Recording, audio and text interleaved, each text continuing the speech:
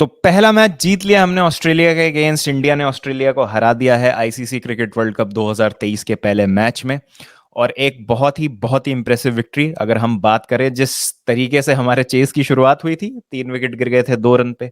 उसके बाद जो संभाला कोहली और राहुल ने, और इन दी एंड एक एम्फेटिक विक्ट्री आप कह सकते हैं, कन्विंसिंग विक्ट्री यहाँ मिली इंडिया को। और बहुत ही अच्छा प्रदर्शन, स्पेशली हमारे दो जो मेन बैट्समैन हैं विराट कोहली और केएल राहुल ने दिखाया है कि भाई मतलब क्रिटिसिज्म जितना मिलता है लेकिन कमबैक भी उतना स्ट्रांग होता है। और हमारी बॉलिंग यूनिट का भी बहुत अच्छा प्रदर्शन था। तो इन सब चीजों की मैं बात करूंगा। तो एक चीज जिसने मुझे चिंतित किया था मैच की शुरुआत में, वो थी ऑस्ट्रेलिया का टॉस जीत के बैटिंग लेना। बिकॉज पिच की भी जहां तक बात है, हम सबको पता था कि एक टू पेस्ड विकेट होगा। बॉल जो है ग्रिप करता है चेन्नई के विकेट में, और स्पिनर्स को खास मदद मिलती है एज द गेम प्रोग्रेसेस। तो स्पिनर्स को फेस करने में हमको प्रॉब्लम हो सकती है, बिकॉज मैक्सवेल और जैम्पा डिसेंट स्पिनर्स है, हमको प्रॉब्लम दे सकते हैं सेकंड इनिंग्स में। और कुछ भी टोटल अगर 260 के आसपास कुछ भी टोटल होता, उस एरिया में कुछ भी बना देती ऑस्ट्रेलिया, तो हमको चेस करने में प्रॉब्लम हो सकती थी। तो हेंस जो हमारी बॉलिंग यूनिट है उसने बहुत अच्छा प्रदर्शन किया, 200 रन पे रोक लिया ऑस्ट्रेलिया को। बुमराह ने अच्छी शुरुआत की, एक बहुत अच्छा और सॉलिड परफॉर्मेंस बुमराह का अगर मैं बात करूं। जिस तरीके से पहला वर्ल्ड कप मैच है उनका, और इंजरी से अभी रिसेंटली ही आए हैं, और एक स्ट्रॉन्ग शोइंग उनके पहले वर्ल्ड कप मैच में। तो बहुत ही काबिल तारीफ जिस तरीके से उन्होंने मिचेल मार्श को आउट किया तीसरे ओवर में, एक बहुत बढ़िया कैच विराट कोहली का। और फिर एक जो बहुत अच्छी बात होती है, हमारे सारे बॉलर्स जो हैं उनको विकेट मिला, मिनिमम एक एक विकेट तो सब बॉलर को मिला है। तो कोई भी बॉलर हमारा विकेट लेस नहीं रहा जिसने बॉलिंग कराई। स्पिनर्स ने बहुत अच्छी बॉलिंग की, बीच में रेगुलर इंटरवल्स पे हमको विकेट मिलते रहे। कुलदीप यादव ने वार्नर को आउट किया, मैक्सवेल जब लास्ट में एक्सेलरेट करने आए तो उनको भी वो मौका नहीं दिया, वहां पे उनका विकेट लिया, बहुत क्रूशल था वो। Ravindra Jadeja 3 massive wickets. अगर हम बात करें स्टीव स्मिथ जो लग रहा था कि सेटल हो गए हैं, लेकिन रविंद्र जडेजा ने उनको बहुत ही बेहतरीन तरीके से बोल्ड किया। Absolutely rip snorter of a delivery. कोई कुछ पता ही नहीं चला स्टीव स्मिथ को कि क्या हुआ, played down the wrong line completely. Labuschagne को भी उन्होंने आउट किया। और अनलकी रहे थोड़ा सा जडेजा, और एक दो विकेट मिल सकते थे उनको, बट ठीक है।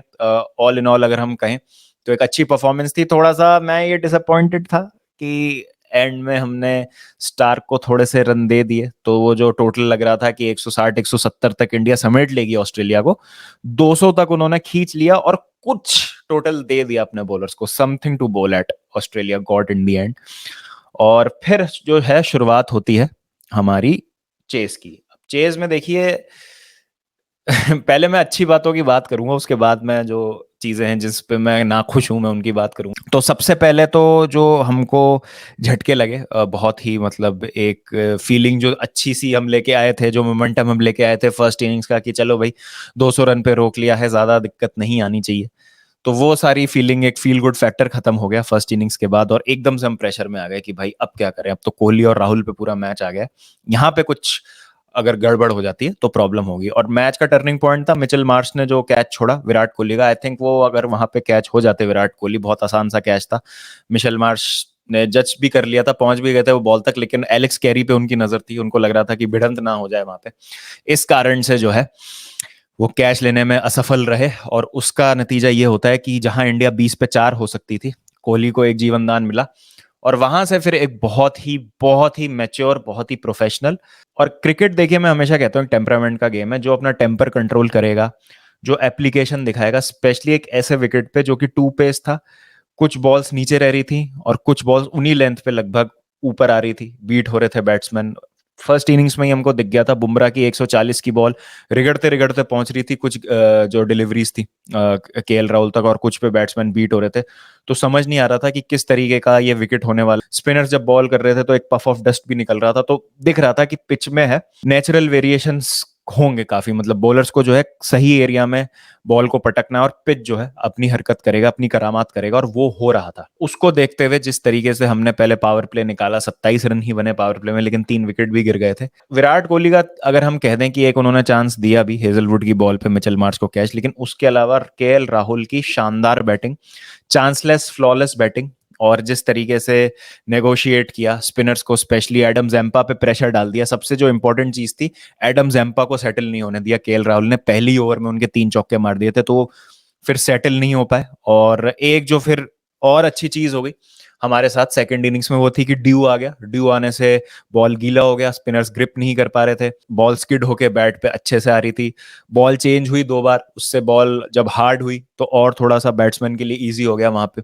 बॉल को हिट करना, तो हमारे फेवर में कई सारी चीजें गई। लेकिन जो एप्लीकेशन थी और जो तरीका था खेलने का केएल राहुल और विराट कोहली दोनों का, कि जो अच्छी बॉल है उसको ही मारना है, टेस्ट क्रिकेट की तरह खेलना है इस इनिंग को। और केएल राहुल भी अगर आप पोस्ट मैच इंटरव्यू में देखें, जब उनको मैन ऑफ द मैच मिला तो उन्होंने यही कहा कि कुछ ओवर्स हमको टेस्ट क्रिकेट की तरह खेलने थे, उसके बाद जब हम सेट हो जाएंगे then we will play our shots. और ये दोनों बैट्समैन को बखूबी पता था कि अगर यहाँ पे एक विकेट गिर जाती है तो दूसरे जो नए बैट्समैन आएंगे उनको सेट होने में टाइम लगेगा, और वहां पे अगर कुछ गड़बड़ होती है तो ये चेस जो है आसान दिख रहा है 200 रन का, सडनली बहुत ज्यादा डिफिकल्ट हो जाता है अचानक से।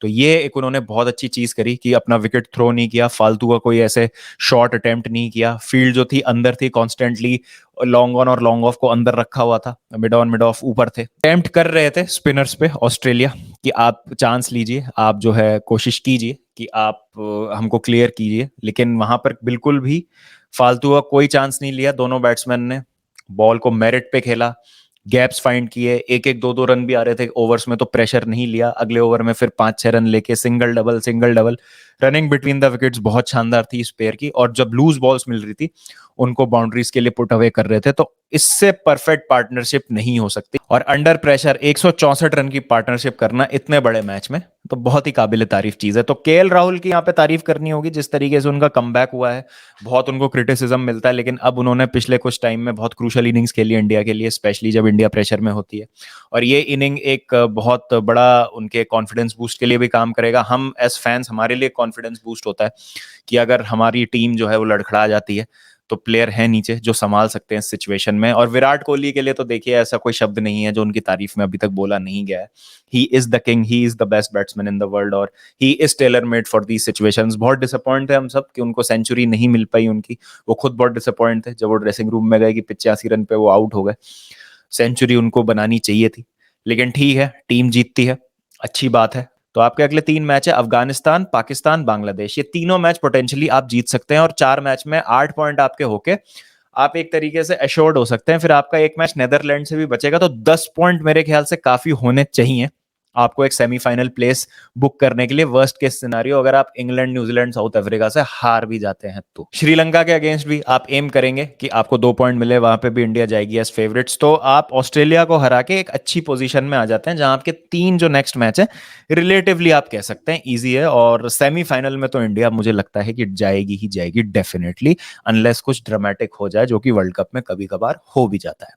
अब मुझे चीज क्या गलत लगी मैं उस पर बात करूंगा। तो देखिए, जब शुभमन गिल अवेलेबल नहीं है, उनको डेंगू हो गया, और ईशान किशन आपको मौका मिल रहा है ओपन करने का, तो प्लीज आप उस अपॉर्चुनिटी का फायदा उठाइए। इतना रेकलेस शॉट आप पहली ही बॉल पे खेल रहे हैं, 2 पेस्ड विकेट है, ऐसा तो है नहीं कि ऑस्ट्रेलिया के पास बैटिंग का स्किल नहीं है। जब उनको भी प्रॉब्लम हुई है बैटिंग करने में, तो थोड़ा सा असेस कीजिए, थोड़ा सा सेट हुई, फिर इतने एक्सपेंसिव ड्राइव के लिए आप जाइए। तो ठीक है, चलिए, ईशान किशन का इंस्टिंक्ट वो है कि उनको अटैक करना होता है, पहली बॉल से आउट हो गए, समझ आता है। फिर रोहित शर्मा भी आउट हो गए, वो एक अच्छी बॉल मिल गई उनको, एक एंड पर जो होती है इनिशियली खेलना मुश्किल होता है, एम्पायर्स कॉल पे आउट हो गए, अनलकी रहे। लेकिन श्रेयस अय्यर ने क्या शॉट मारा है, आपको नंबर 4 पे भेजा गया है केएल राहुल की जगह, आपको प्रेशर अब्सॉर्ब करना है, आपको वहां पे थोड़ी सी पार्टनरशिप बनानी है, आप पे भरोसा दिखा रही है टीम, और आपके लिए गोल्डन अपॉर्चुनिटी है अपना प्लेस सीमेंट करने के लिए, क्योंकि आप में और ईशान किशन में ही है सिलेक्शन का जो डिलेमा है। क्योंकि शुभमन गिल अगर फिट हो जाते हैं और टीम में वापस आ जाते हैं तो he get straight into the team, कोई डाउट ही नहीं है कि शुभमन गिल को नहीं खिलाएंगे आप। तो ओपनिंग स्लॉट में सीधा सीधा शुभमन गिल आएंगे, और आप में और ईशान किशन में होगा कि नंबर 5 कौन खेलेगा। तो जब नंबर 4 पे आपको भेजा गया है, इस अपॉर्चुनिटी को ग्रैब कीजिए। कितना गंदा और इररिस्पॉन्सिबल शॉट खेला वहां श्रेयस अय्यर ने। अब एक जो चीज मुझे नहीं समझ आई, जब कमेंट्री कर रहे थे दिनेश कार्तिक, तो कह रहे थे कि अय्यर ने शॉट अच्छा खेला, लेकिन यही शॉट अगर ऊपर चला जाता फील्डर के, तो आप कहते कि कितना बढ़िया बैकफुट पे पंच मारा है और काउंटर अटैक कर रहे हैं, चौका मार दिया।